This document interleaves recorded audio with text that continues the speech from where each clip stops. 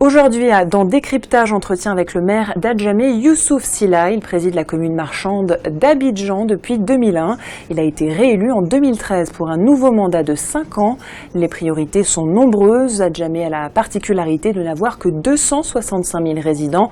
Mais dans la journée, plus de 2 millions de personnes circulent à Adjamé. C'est la commune carrefour d'Abidjan, avec son célèbre grand marché qui attire commerçants et clients. La mairie a entrepris depuis le 11 février de déguerpir les vendeurs ambulants des abords du Grand Marché et du boulevard Nangui à Brogua. Monsieur le maire, pourrez-vous vraiment réussir l'opération de déguerpissement du fameux boulevard Nangui à Brogua? Dans toutes les grandes villes du monde, il y a toujours un boulevard ou une avenue célèbre. Pour Adjamé, c'est le boulevard Nangui à Brogua.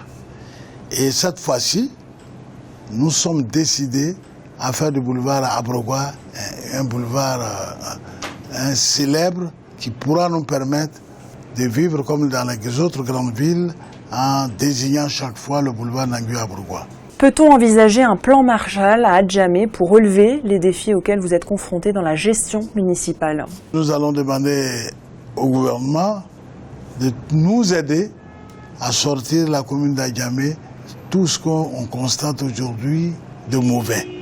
Par exemple, les ordures reviennent parce que l'indiscipline caractérisée de la population en est pour quelque chose.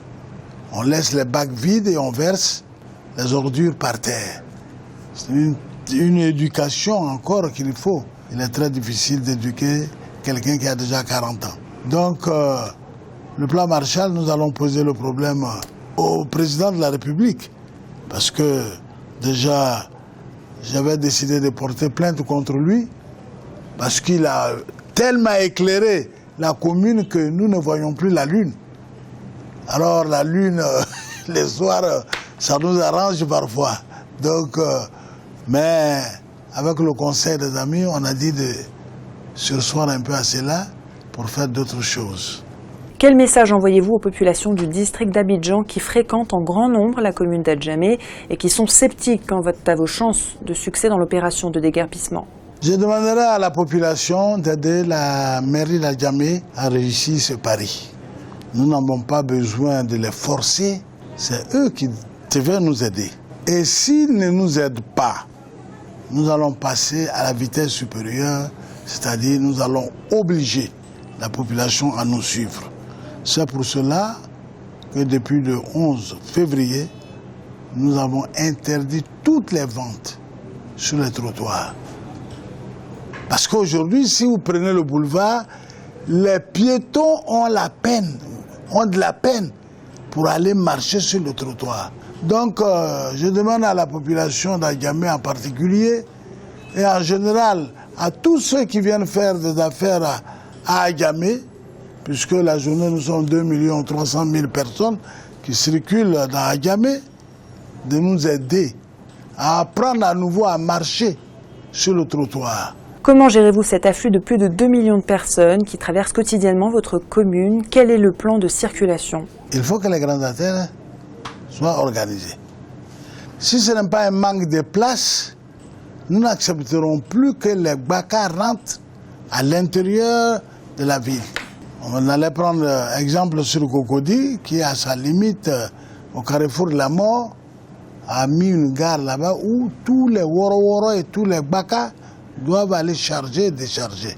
Mais avec l'imagination, nous allons peut-être trouver une zone ou des zones qui vont recevoir les bagas qui affluent sur la commune afin de diminuer quand même les embouteillages et les circulations non respectées par nos chauffeurs pour que les piétons qui sont au nombre de 2 millions puissent marcher tranquillement. Quel est le budget de la commune d'Adjamé? Comment est-il ventilé? Et surtout, quelles sont les priorités du budget? Cette année, nous avons d'abord un budget primitif de 3 milliards. La priorité pour nous aujourd'hui, c'est la voie. Toutes les voies après la crise post-électorale, toutes les rues sont dégradées. Non seulement à Adjamé, mais dans toutes les communes du district d'Abidjan. Nous, on veut faire axer nos premières actions sur les voies. Beaucoup de voies doivent être bitumées afin que la circulation des véhicules puisse se faire sans dégâts. Qu'avez-vous prévu pour les jeunes confrontés au chômage? Les jeunes, nous les formons. Nous les formons et aussi, en contact avec le ministère de la Jeunesse, nous avons demandé qu'ils viennent présenter des projets et les projets mal ficelés.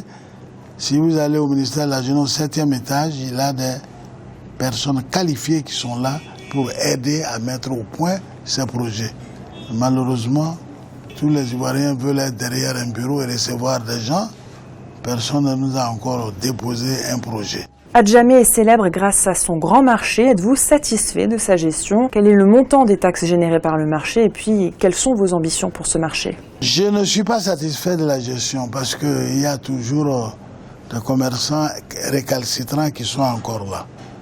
Juste après quelques mois de dégagement de boulevard, je ne manquerai pas de rentrer à l'intérieur du grand marché d'Adjamé pour mettre un peu d'ordre.